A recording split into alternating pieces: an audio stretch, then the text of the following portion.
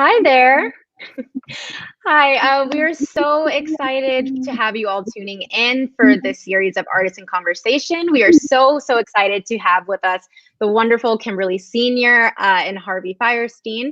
My name is Jasmine Johnson. I'm the Artistic Production Associate here at Manhattan Theater Club. So thanks for tuning in. I just want to give you all the rundown of how we're going to do this. So we are going to be doing a brief little Q&A at the end of this. So where you're watching from, whether that be Facebook or YouTube, feel free to ask any questions that you may have for Kimberly and Harvey in the comments, and I'll be going through them. And then at the end, for the last 10 minutes or so, I'll pop on and moderate a short little Q&A. So go ahead and ask away with anything that you're curious about. And the last thing that I'll say before I pop away is that, we are living in a time where we are dependent on technology.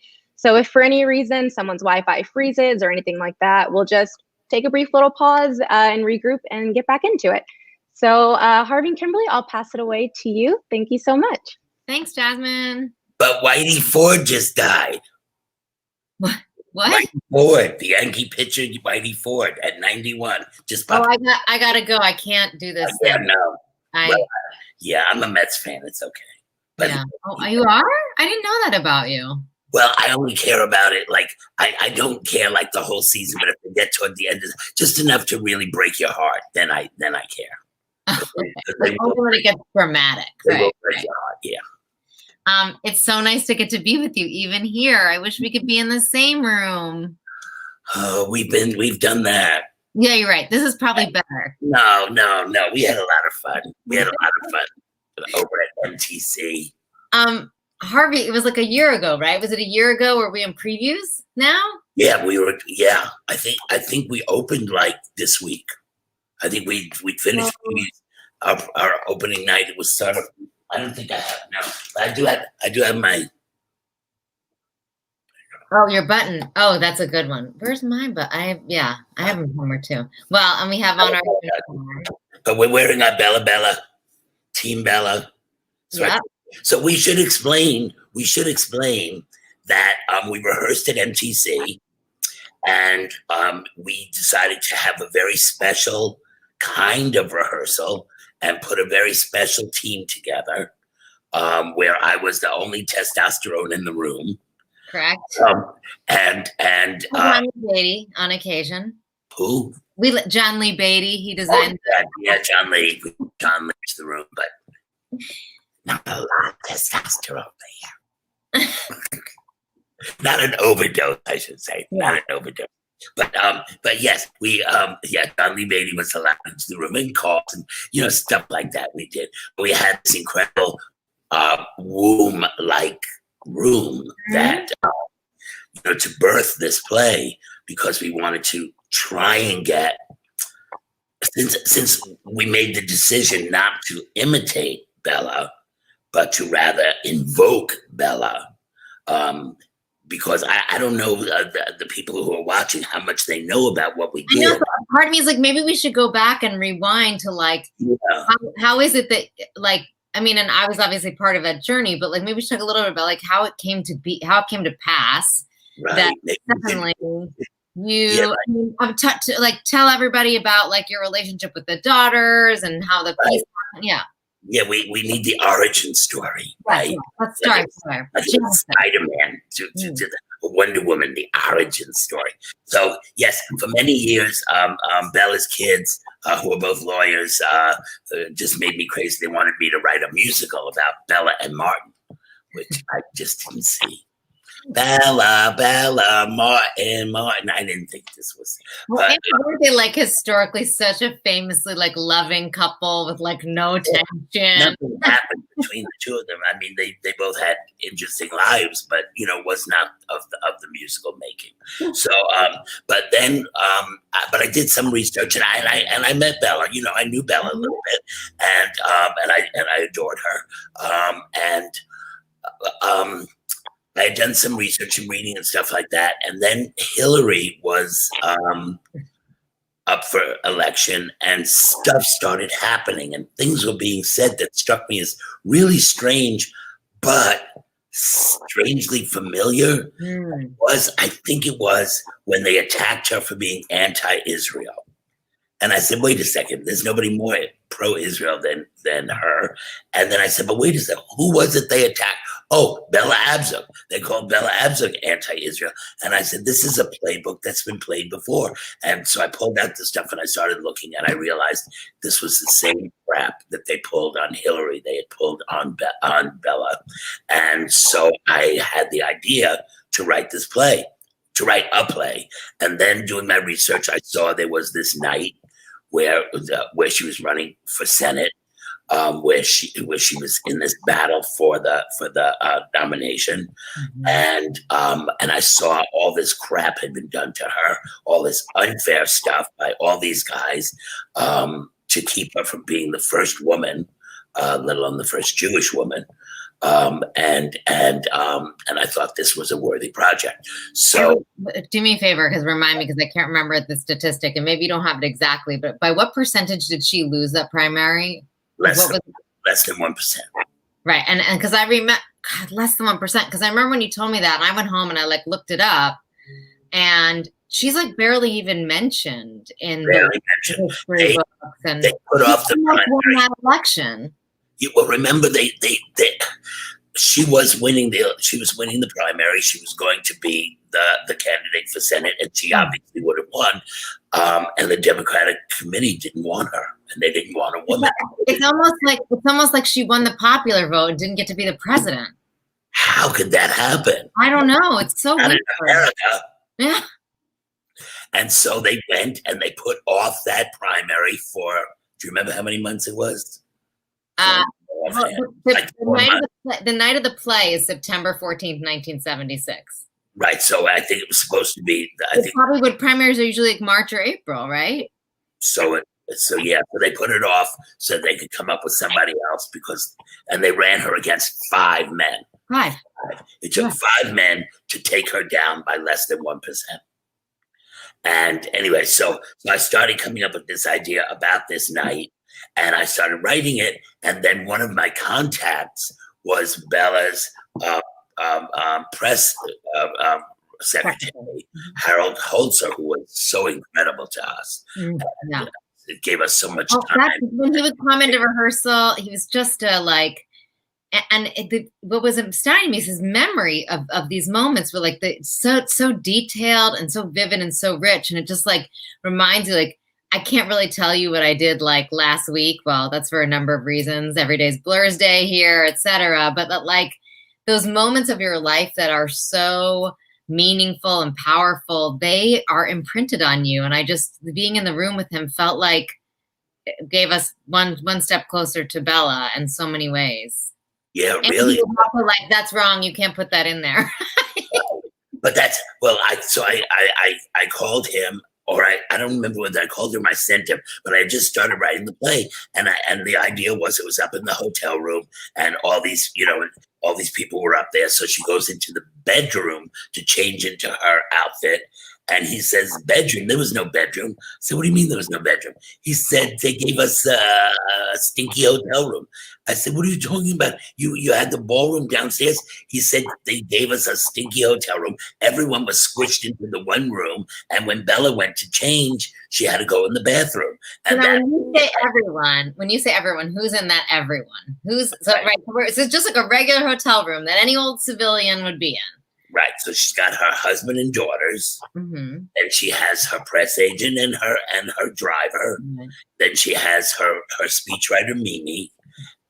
Then she has Shirley MacLaine and Lily Tomlin and Marlo Thomas, and who else was there? Anyway, it was about, and they were coming and going. At least a dozen people. More than a dozen. Are like in a room that basically has like a double bed, a like table, a chair, and a lamp. Right, and as Harold said, Shirley MacLaine was lying on the bed, right, and crying the whole time, so nobody else could sit on the bed. So the bed was like off limits because that's where Shirley was doing her crying chant. And anyway, so this crazy, and the idea of her locked in this bathroom, I thought was kind of wonderful and kind of stripped down, and and I didn't know when we first started writing it, and you and I talked about this. Should it be a realistic bathroom? Should it just be a white screen? Should we just have a toilet there and have it all imagined and all that? And but I thought it could be a really fun thing to do, and then so that's how the play was created, and then. When I think this was before you came on, when I was starting to look at actresses, every actress I called that I thought was right for it was playing Bella somewhere else.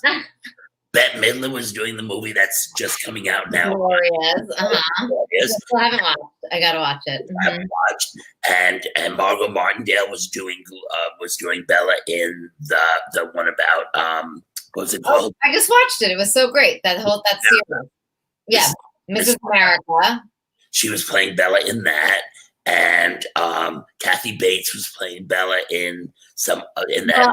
The Bella version in the RBG movie. Right, she was doing that. So I said, so what is this going to be? Whoever I get is just going to be another person doing Bella. Right.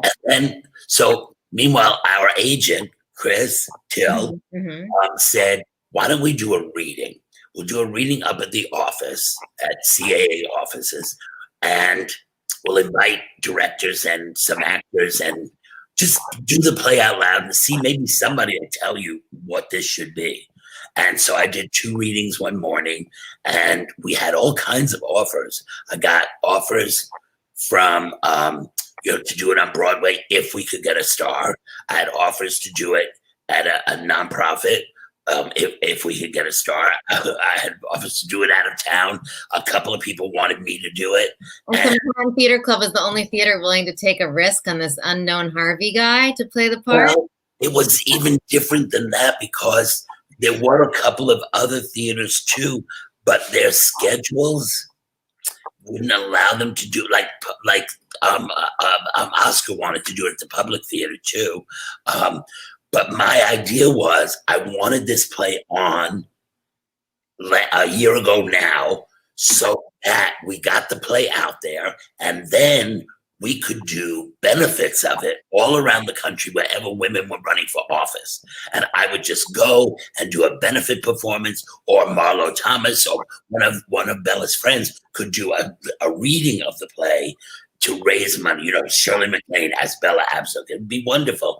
And I thought that's what we would do with the play. So the only one who could put it on when we needed it on was MTC.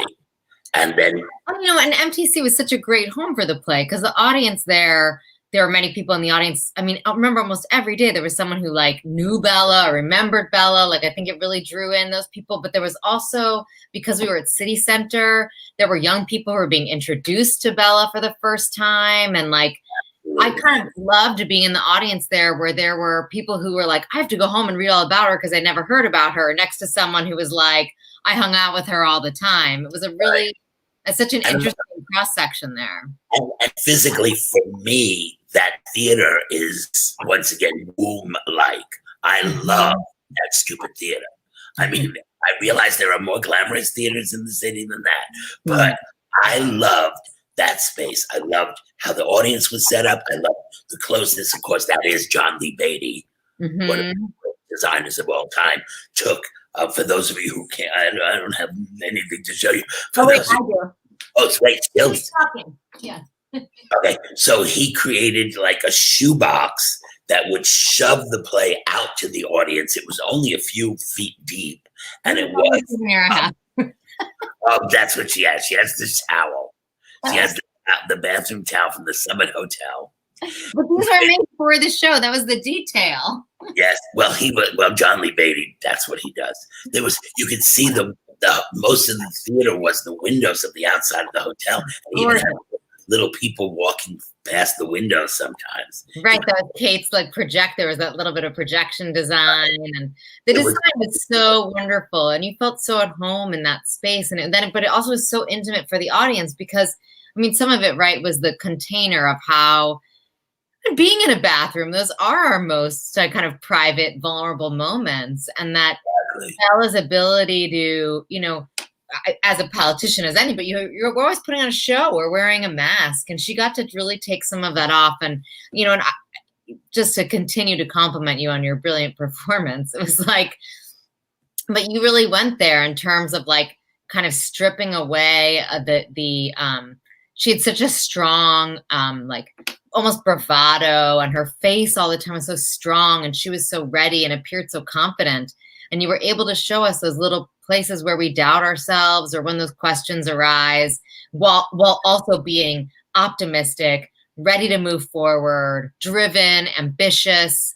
You know, it was a really complete picture of someone. And, you know, back to sort of the thing we started talking about like you playing the role, there's something about that objective distance, right? Like I wasn't watching, you know, Margot Martindale. I wasn't evaluating how well she was playing Bella Abzug. Like, is she imitating her well? Is she walking like her? Is she holding her head like her? Is her voice like hers? Because it was you, there became no comparison. It wasn't like, how well are you doing Bella? It was like, how well am I able to see Bella through you? Like, are you delivering her to me? Which I think helped me hear it. And I think helped a lot of our audience members hear it. And honestly, the fact that she's distant from you also because of gender made it so clear what she was saying. And unfortunately, I actually think some men in the audience might have heard it better coming out of your mouth than they might have out of mine. Well, I thought that was very interesting, though. Well, you just brought up like 4 things we have to talk about. Whatever, because first we do have to talk about your best friend Marlo's reaction to it. But we have to talk about why a man politically, but also the reaction from the audience, because women critics all got it. Mm-hmm. The only critics that seemed not to get it were male critics, and I said, if these words had come out of an actress's mouth, mm-hmm. men could have ignored it as they always do. Mm-hmm. It's just a woman saying that. Mm-hmm. They know how to turn off a woman's voice. As you know, Hillary told us that when she came to see it. I'm speaking. Sorry. Yes, Kamala. Mm-hmm. Exactly. And so these men being told by a man that this is what they're doing to women, they did not like that. Mm-hmm. They did not. You can read between the lines of some of those. They did not like being told that shit. And had it been any woman saying it, they would have just dismissed it. Dismissed it, right? Mm-hmm. The old Jewish lady was saying this stuff. Yeah. But one of the reasons that we made the decision for me to play it and not in drag and just as I am was, as a male playwright, if I'm writing a female character, no matter how much whatever great writer you are, terrible writer, but it's still a man putting words in a woman's mouth and then taking an actress and shoving her forward and making her mouth his words. Mm-hmm. She's still a puppet. She's still a puppet of a male mastermind. Mm-hmm. By my doing it, I said, no bullshit here. These are Bella's thoughts. These are Bella's ideas. And you don't have to be frightened by them. Nobody's pulling anything off on you. You can see there's no monster behind the screen. Nobody's hiding anything from you. These are my tits. This is my ass. You're hearing this for real. You can listen to this. And that made it more immediate.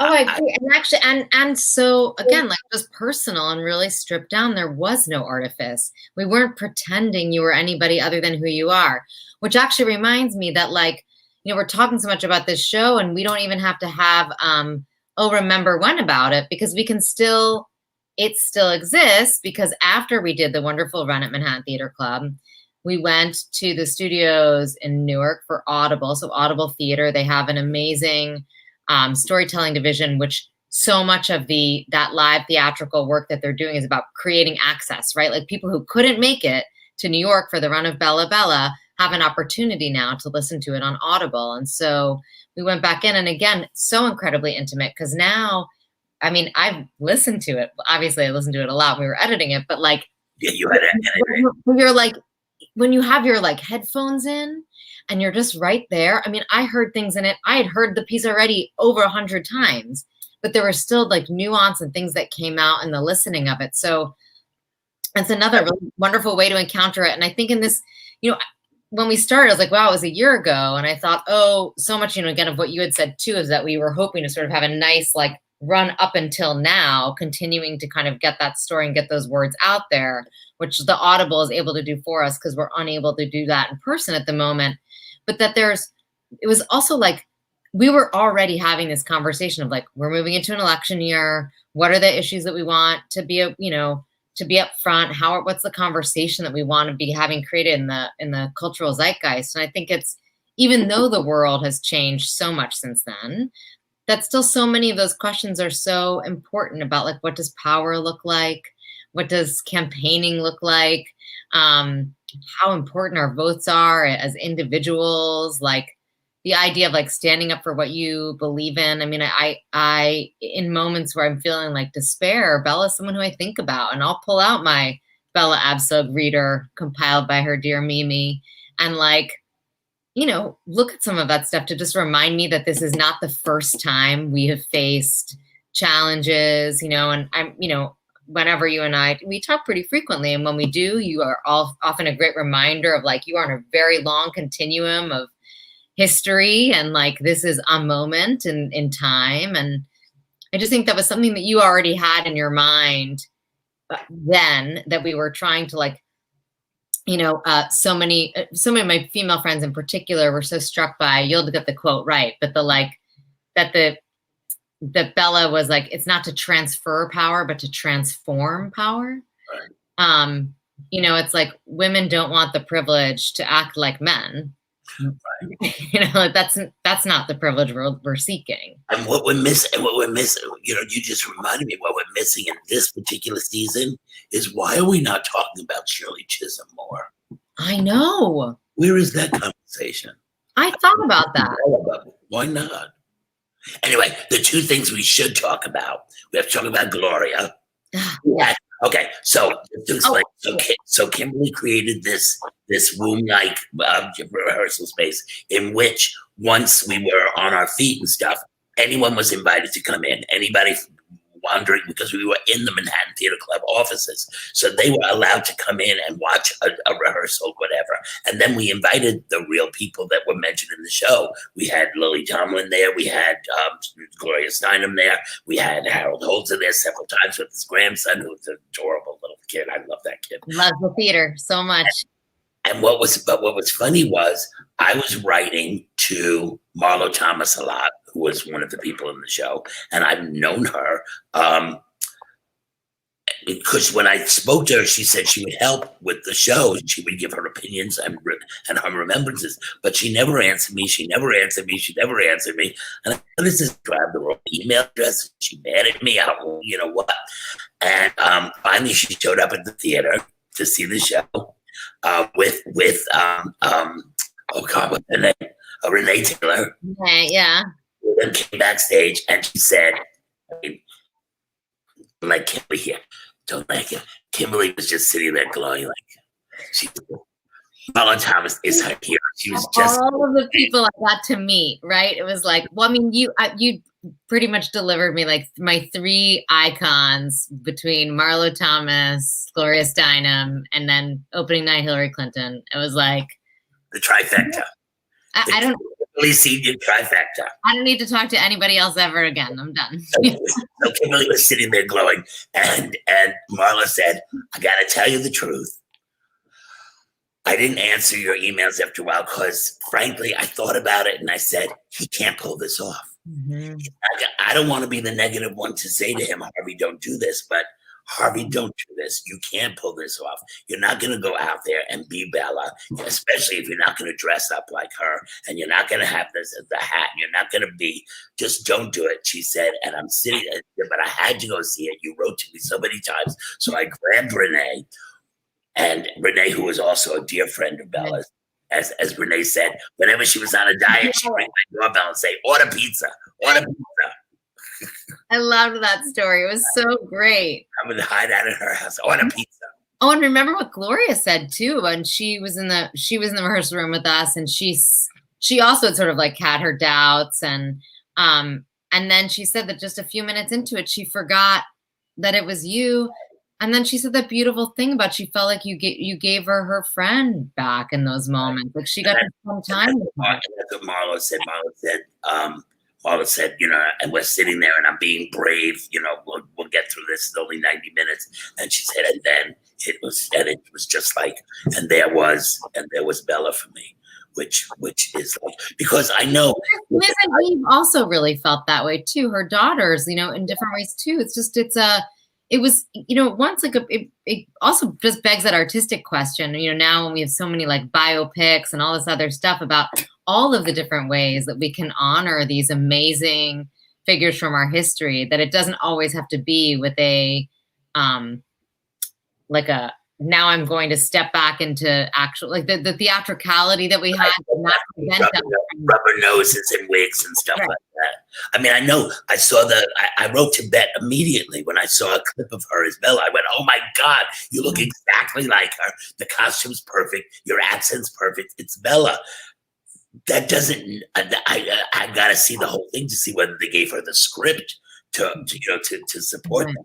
But I didn't want it to just disappear. Though I would love to see her in that costume do the show. I would. Oh, and Margot Martindale was fantastic. I watched that whole series. Exactly, and I'd love to see Margot read this as well, and Shirley do this. And so in Mrs. America, they did give her the language. Like there's so many things that Bella actually said that I recognize. Some of which are in our play too. It's like.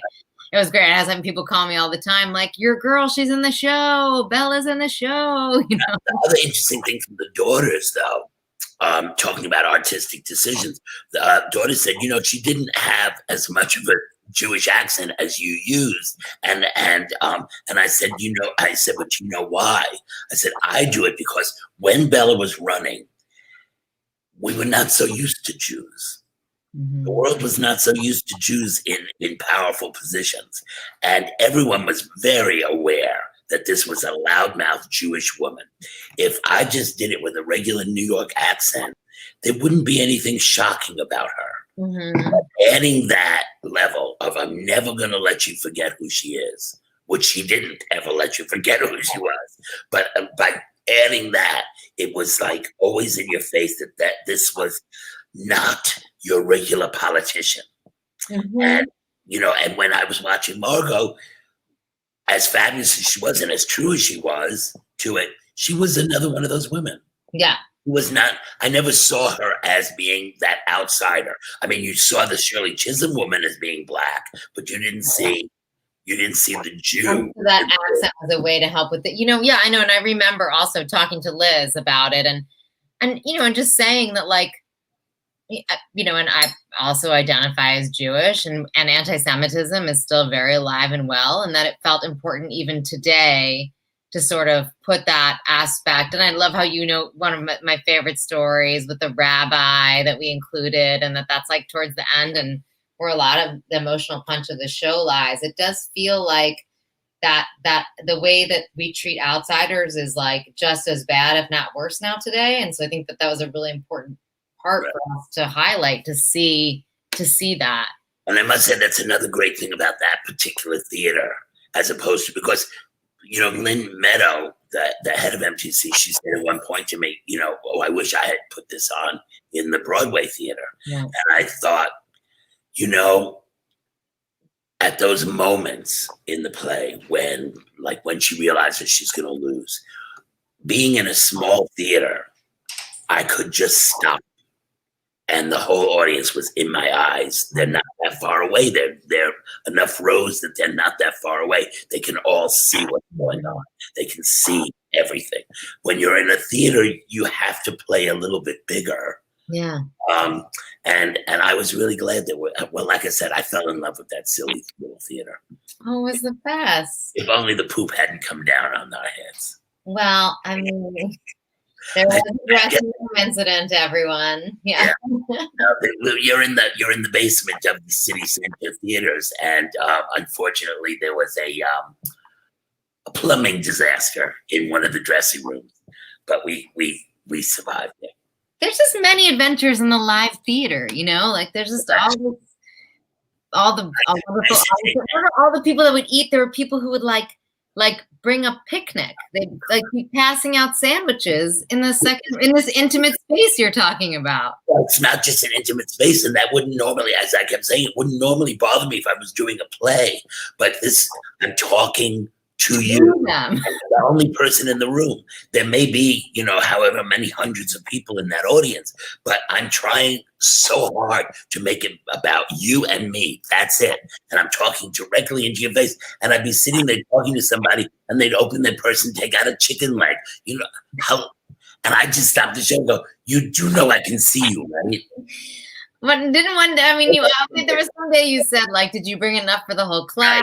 Right. Right. So it became a part of the show that I would make a comment if people were passing bags of candy down the road. Did you bring enough for everyone? And then there were parts of the show where that was scripted. Right, that's what I'm saying. But we also had, for candy, you have a chunky on you, or whatever. And I got notes saying, I was there the night you asked the woman for a chunky.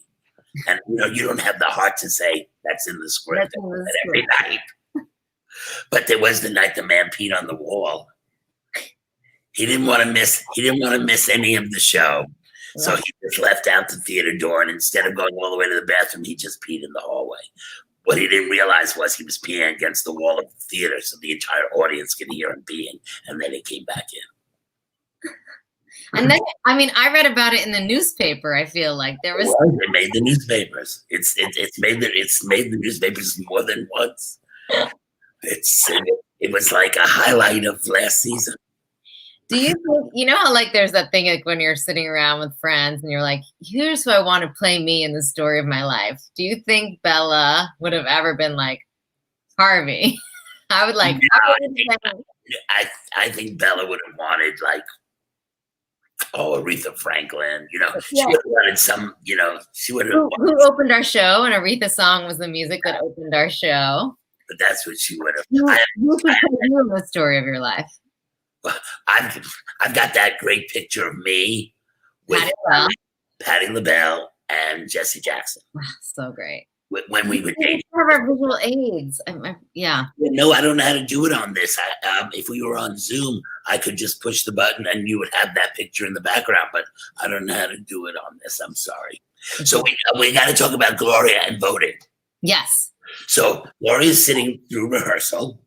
You jump in wherever you I didn't know which story you're going to tell us. Great. What about the voting? So and there's a section of the play where I'm talking about how the votes are going to come in, and I say, well, I'm gonna get the Jewish vote, and this vote's going to go to Moynihan, and this is the vote that's going to go over here, and I should get how was it originally? I should get whatever, and women, as I've said before, are going to vote the way their husbands tell them to. And I'm going on, and Gloria stood up in the rehearsal and went, no. Like, what? What did we do wrong? White women.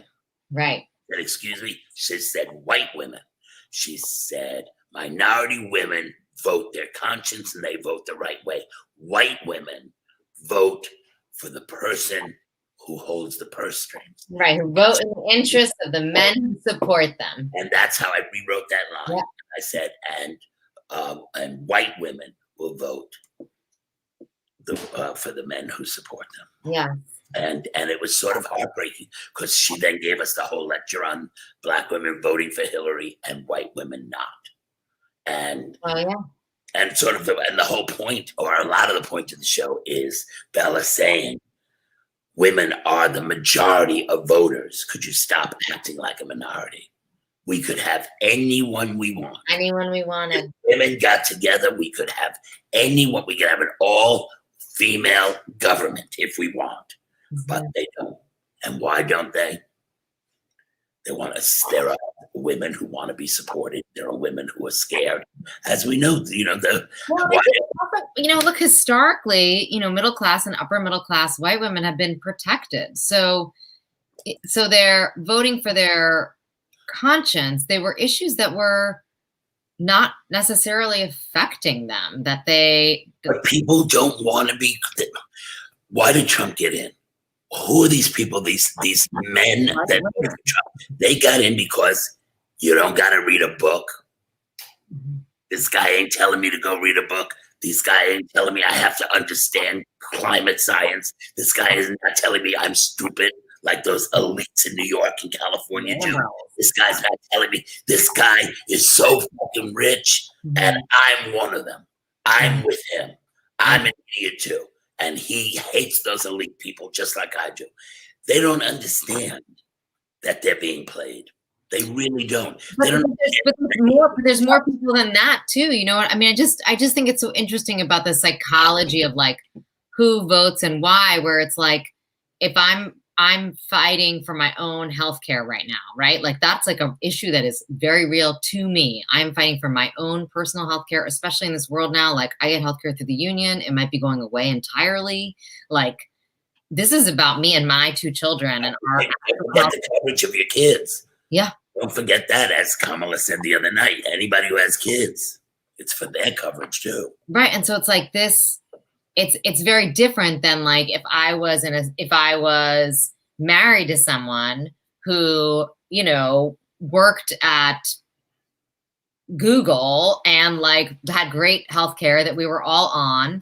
I don't know, like I would like to think my humanity would win over and I would vote along those lines. But I think that like what we've learned historically, not just in the past election, is that people are voting in the best interest of their home, right? And so I think that now maybe we're starting to think beyond that and to see the consequences of only thinking about oneself. But that's that American individualism, along with American exceptionalism, is those are also some of the like founding values of this country, is not to think and that's why people would call me a socialist in terms of my larger thinking, right? But the thing they don't get, the thing that we have been terrible about messaging is it's about choice. I fought for gay marriage. Not that I ever wanted to get married. Right. Not that I wanted to get married. I don't want to get married. But if a heterosexual has the right, a tax-paying heterosexual has the right, then I should have the right also. When it came up with the ERA, they were so they sold this frightened thing that if you pass the ERA, they're gonna make you go to work. You can't stay home and be a homemaker. This is a war against homemakers. All of you women who are enjoying your lives at home and your husbands, they're gonna make you go to work. You're gonna have to raise the kids, clean the house, and go to work. Schlafly, yeah. Exactly, and that's what they do. And the same thing with choice. But this is pitting people against each other. Like it's not pro. You know, they call themselves pro-choice, and the other side, you know, pro-life. But the point is, nobody's telling you to get an abortion. No, you have the right. And that's what I also like, I really feel. It's like, fine, if you want to vote for Trump, go ahead, go vote. I need everybody to vote. Like, please go vote. Like, that's the only. I want you to take that back right now. Everybody has to vote. I want you to say, if you want to vote for Trump, then remember they moved election day to Thursday. I mean, look, I do believe a vote for Trump is a vote for hate, for division, for violence. That's what it says to me in my newspaper that I believe. That's what I see happening in the world around me. But I believe everyone has the right. Yes. To do that vote, right? That's my opinion, and I probably don't want to have dinner with that person. But I also think that you know, everyone's allowed to have their beliefs, and that's why we have this system. But it only works if we all use it, if we all participate in it. I think it was Abraham Lincoln. I may be wrong, who said, "I really hate that guy. I can't wait to get to know him better." Yeah, it's a great quote. And also, there was another quote that I put at the beginning of Bella Bella on the front page of Bella Bella. I've never learned anything from someone I agreed with. Yes, yeah. Who said that? Bella. Oh, Bella said that, right? Do you think that they're going to fact check our conversation? Well, I'm sorry. Well, I said, do you think our conversation is going to be fact checked? Like you know how they fact check the debates. We're both like spouting. We can't do worse than Trump and Pence. Who do you want to be, Trump and Pence? We can't do worse. Where's the fly? Honestly, the fly won't show up as well on my hair, so I think you get the fly. Yeah, I should get the fly because the fly. Well, the fly goes to pieces of shit. It's just what it does. I literally could not. I didn't hear a solid 3 minutes of that debate because I couldn't get over it and was too busy texting everyone I know. Is that a fly? And you saw the cartoon of the fly being on the gurney being taken to Walter Reed. No. Yeah, it's very funny. It's a fly laying there being taken to Walter Reed. My favorite thing about Trump these days with his everyone should get this treatment. They figured out the treatment cost $100,000. Yeah, he's going to give that to everybody. And some of the drugs he got are made from. Mm-hmm. Yeah, so his pro-life people are going to love to take that too. What are we going to do? Let's move off of this. And okay. Yeah, we only have, what do we, because when Jasmine's coming back to ask us questions. Like 5-10 minutes, and I want to hear about like stuff you're excited about and like what. I'm excited by everything. You know me. I know, it's one of the greatest. I'm excited by everything. You are a joyful, like, have you been reading or watching or seeing anything that excited you that you would recommend? I recommend, it's a 7-part drama on HBO. It's kind of in the mold of the old Clint Eastwood movies, called Godless. Okay. And it's a town, a mining town, where all the men go underground in the mine and the mine collapses. So it's a town of just women in a Western, and then all these other men come. We're coming back on. Yeah, okay. I was just looking at Andrew and Jasmine. So yeah, I recommend that. What have you seen that you like lately? Well, Schitt's Creek. I mean, I can't get enough of Schitt's Creek, although now there's going to be no more. I've been reading so much. You know what I just finished reading was Ayad Akhtar's book, Homeland Elegies. Oh, and? It is remarkable. It's honestly one of my favorite books I've ever read. And he does this really cool thing because it's like, and you'll really appreciate this. Like, when we were doing Disgraced and frankly, when we did The Who and the What as well, like people are always kind of coming up to Ayad and being like, well, that's you, right? That's about you, right? And he wrote this book, American Dervish, and people kept asking him, is that you? And Ayad's response was like, they're all me. There was this kind of like very sort of Jungian, like it came from me and I'm in all of them. And the question about how much is an artist like borrowing from what's happening in our world and how much of it is us, like it's just an interesting question. And this book, in a way that is like so elegant and smart. I mean, it's about a playwright named Ayad Akhtar, and there are things in there that are 100% true, and then there are things in there that are like not true at all, as far as I know. And like, it sounds almost more like mindfucky than it is. Like it's not like a Charlie Kaufman. It's not a time traveling. No, it's not like, it doesn't have that MC Escher actually. And in a way, they also sort of read as small essays that feel like love letters to America, but also like fighting with America. It's about the kind of like almost unrequited love we all have, but I think particularly like in an immigrant story of the American dream.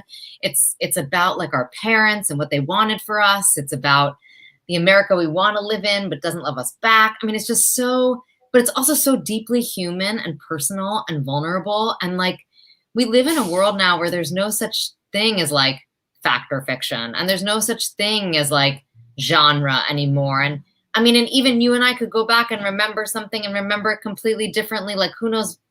I read this great book called Reality Hunger many years ago by David Shields, who's a filmmaker primarily, but he wrote this book called Reality Hunger, where he asserts like, there's no such thing as truth, like ever. There's no such thing as fact. Like we just can't have that anymore. And I feel like Ayad's book, you should read it. It's funny that you said it because I'm writing something now and it has autobiographical things to it. But I took out 2 paragraphs of a silly little story of my writing "fuck you" on the wall of the Hebrew school in Hebrew letters.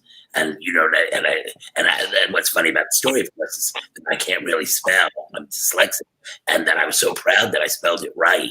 in Hebrew, on the wall, and they made me erase it. So anyway, I sent those 2 paragraphs to my brother, Right.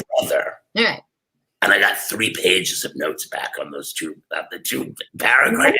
Right. Because we all remember things differently. And mom that I thought was my sister, and it's me. I thought it was my sister, and she was like, "No, that's you." I mean, right? It's just kind of amazing, and so on. I think too, like again, back to sort of art that's being made, and there's so much now that is in this kind of biopic sort of way, and I love having all these different interpretations. Like, we had the theatrical production of Gloria that also happened like sort of right before our show.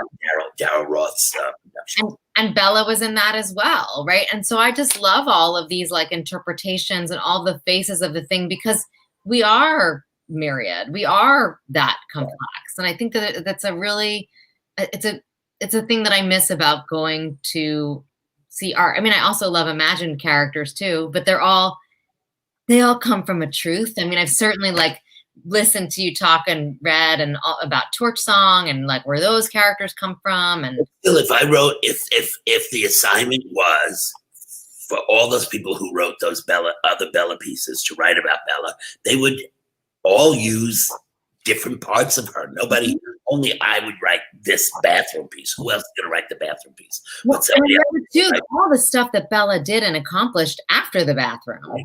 Exactly. And how people were saying to you're not getting the whole picture of her. And you're like, I'm only focusing on up to September 14th, 1976. Yeah. Gloria's thing. Gloria, when I first told her what I was writing, she said, you're going to miss her whole time at the UN and her creating the Women's Congress and all this other work she did. And I said, but anybody can write about that. And you talk about that and they write, I want to bring the human being. I always feel that that's what I do well, is I bring the human being out and you see how the human being moves through the world. And even though it's all happening in this political thing, you find out all this stuff about her, her schmilkes, the stuff that makes her who she is, which is what's interesting to me. Well, and that's also like especially when we're talking about political candidates. I mean, so much of the criticism about Hillary was that she wasn't human enough or wasn't accessible enough. It made her, No, I know. I said that. Lower her voice. Yeah. And she was too shrill. Remember that? Like the word they used against women. They always use that word shrill. But did you see what that fuck Trump? He called her a monster. I know, I did see that. What the hell? It was not bad enough. Everything else, the nasty woman. Now she's a monster against that monster. That monster, that lovely woman is a monster. Well, every woman that extremely intelligent, competent, prepared, experienced. Unless she's a bleach blonde with her tits pushed up to her eyebrows, she's a monster. But look, we're all threatened by the thing that we're not, and she's really qualified for the job, and that's probably super threatening. Well, I'm saying, but look at the women in his life. Look at the women around him. I mean, Ivanka with all that face work. Jesus Christ. Stop it. You just reminded me of something really brilliant also that Gloria shared with us, which was to say, because I was talking to her about just kind of like the bleakness of the political landscape and being women and all this. And she said that she was actually very optimistic about more and more women being elected. And what she was talking about was how men see women in a certain way, because women weren't necessarily, a lot of our male voters didn't have women in the workforce in their personal lives. So that women to them are mommies and sisters and daughters. And so that males' relationships to the role that women play is not that they're not strong and not that they're not great, but that they shouldn't leave the house. Like they shouldn't be in like charge of the country. And that she was saying, and then we started talking about the fact that I have a son and how my son, like how he will have an easier time voting for women because he has a mother who works outside of the home. And he knows a lot of women who work outside of the home. And because he will have grown up in a house where he'd watched Kamala debate, and because he has a female pediatrician, and because he had a female principal, and like he sees women in leadership roles, so that idea won't be hard for him to get around. Like, so basically what Gloria is saying is it's not as depressing as like men hate women. It's that men see women in a certain relationship to them that doesn't belong in the White House. And so like we have to reshape that narrative. But she also said, and this is simplifying what she said, but she said we will not have true equality until men share 50% of raising children. Yes. Right. Yes. That's the other side of it. And then we also have to see men in those. Yeah, they change their roles as well. Mm-hmm. Cannot say it's all on you. Now change everything. It's got to be. But look, right now, women. I mean, I am home and I am working full time, and I am also a 1950s housewife right now. I am putting 3 meals on the table, doing all the laundry. Hey, Jasmine, for dinner. I'm making it. I'm making it. I made. We haven't talked cooking. I didn't have food at all because we're on our favorite subject. I made bang bang noodles today. Ooh. You actually. Kimberly. Jasmine says he has questions from the audience. Let's get questions from the audience. Is anybody? Yes, people are in the comments out there. Just you and Andrew listening to us talk, and like my mom. Yes. You can't see it, but people are in the comments absolutely loving your conversation. There are so many fans of the show in the comments.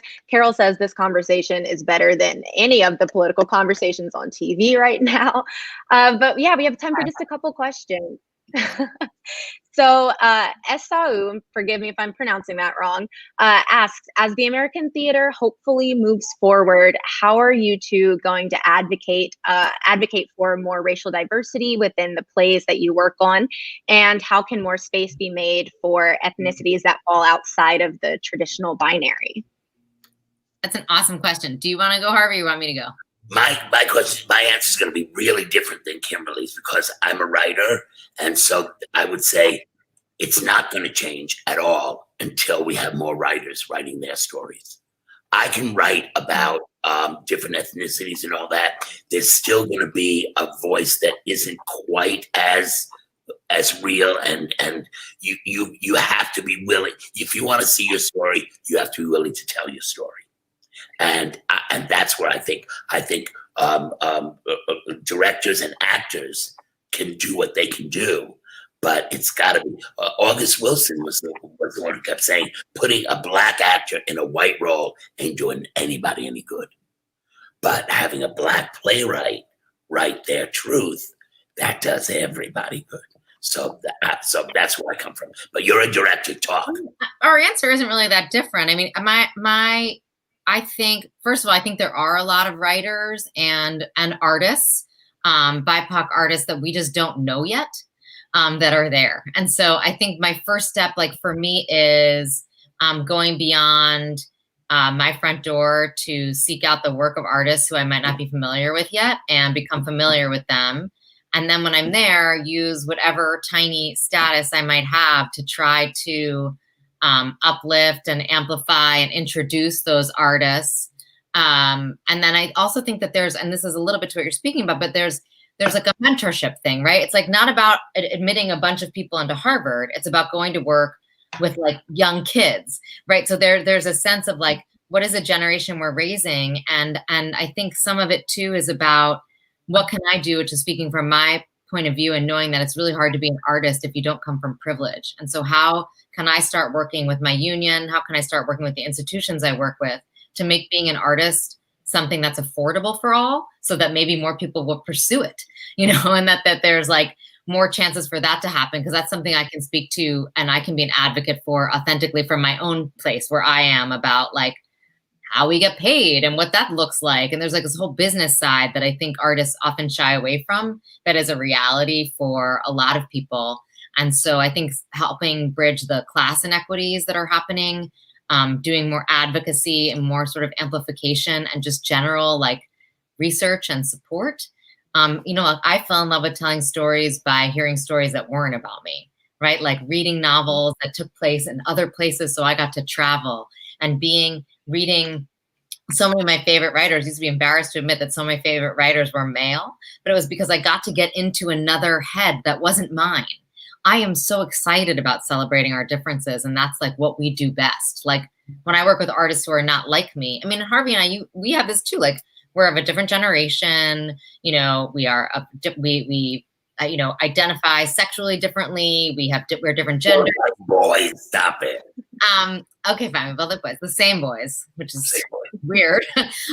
But that there's this thing of like we would have to ask each other genuinely, like it's a genuine curiosity that we can have for each other because we don't have the same lived experience. And so I think bringing that genuine curiosity into rooms that are truly diverse and inclusive, that's my like general answer. And I thought it was a really great question. And I don't have all the answers. I do think part of my job too right now is to step aside and shut up too. So. Yeah, those are both great answers. It kind of segues a little bit into this question from Mike, who's wondering how the two of you feel about the fact that we just got this announcement today that Broadway's postponed again, at least until June of 2021. Well, I knew that was good. I mean, these other dates they keep putting out, I mean, they knew they weren't real. Even the June one is just a guess. It's just a guess. We have 50 Broadway theaters. 50 Broadway theaters.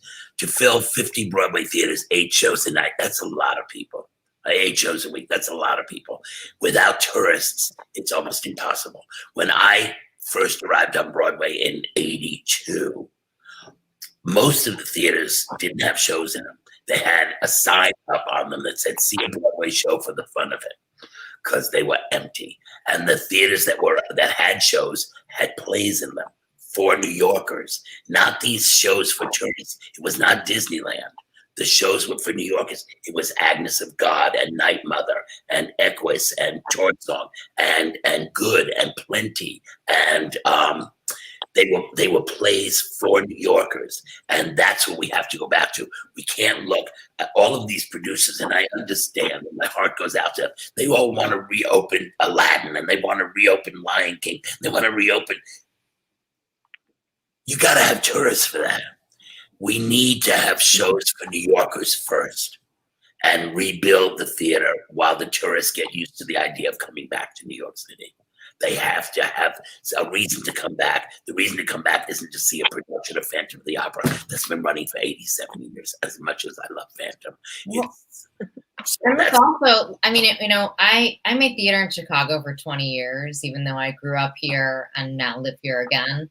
And like, it's they call Chicago the second city, and the first one would be New York. And I think that so many times we look to like what's happening on Broadway to be our barometer. And now, since Broadway can't exist, right? Like, it's just not there. This is no comment for or against Broadway, but just to say, like, now, maybe we have to start thinking about other ways to tell stories. Maybe we have to, like, look to other realms, look to different types of stories. Storytelling and art will always exist. It is, like, in our bones. This isn't stuff we made up. This is, like, from the very beginning of time, the very first things people were doing. To communicate, to get their news, to sort out their thoughts and feelings, to like solve problems, to like, and so those things are going to continue to happen. And perhaps this even longer delay, which may even go beyond June, gives us the, this opportunity to imagine something else and to begin to see, instead of trying to return to what we had before, we have, where was it that I read it? It's something about like that the most important part of activism is imagination, like an imagining something that hasn't existed. So it's not like, oh, let's go do or be this thing. It's like, no, we get to make a new thing now. What she's saying is right. It's instead of looking at it as a deficit, it's an opportunity. Right. It's an opportunity to do something new. People that come to me, I tell them, go write a show that can be done in a bar, because people will always go to a bar to drink. And if you can put on a show in a bar and entertain them while they're getting drunk, you got something. and that can be controlled on a smaller That's level. where theater began. Sure. Exactly. Or you Well, put in the back of the truck and you drive it town to town. And that's when you were talking, I was going like, light this campfire, light the campfire, and we'll tell stories around the campfire, because that's what it is. That's all. Perfect for our next show. What campfire show are me and you doing? What campfire show are we going to be doing next June? Can't wait. All Friendly. this time to write it and get it ready, and then Kimberly and I will see you at the campfire. Yeah. I think that is the perfect, inspirational, exciting note to end on. Kimberly, Harvey, thank you so, so much for being with us live on our Facebook and YouTube pages. We are so grateful for you. The people in the comments were loving it so much. So afterwards, if you want to go pop on, you can see all the things that they were saying. But yeah, thank you so much. For anyone who's watching, tune in next week. We'll be having another conversation Friday at 2:00. If you want to keep up to date on these new conversations that are coming out, you can sign up for our emails. You can do that on our website, which is manhattantheaterclub.com. And we are so excited. We hope to see you next time. Kimberly, Harvey, again, thank you so, so much for your time, and have a great weekend, everyone. Thanks, everybody. All right, get back to work, Kimberly. You're on deadline. Bye, kids. Bye.